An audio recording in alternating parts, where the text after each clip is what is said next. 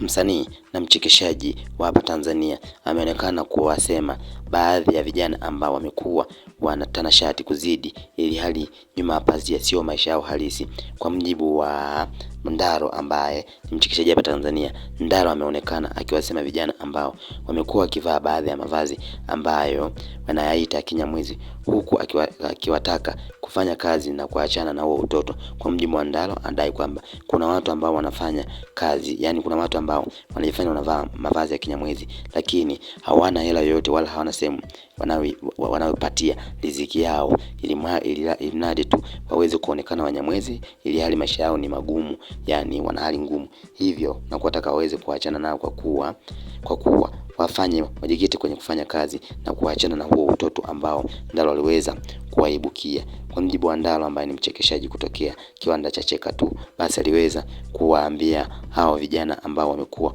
watanashati kuzidi, ili hali nyuma hapa sio maisha yao halisi. Kwa mjibu wa Ndaro, anadai kwamba kuna wengine ambao wamekuwa wakienda kukodi mavazi, yani anatafuta hela na kodi mavazi, avae ile apige photoshoot, aonekane mnyamwezi, aonekane mkali, ili hali yake ya maisha sio hiyo kama ambayo wengi wanaijua. Hali yake ya maisha inakuwa iko tofauti na vile ambavyo yeye anakuwa yupo. Aliweza kufunguka Ndaro na kuonekana kwamba akiwasema hao vijana ambao wanajifanya wanavaa mavazi ya kinyamwezi na kudai kwamba wafanye kazi, waache utoto.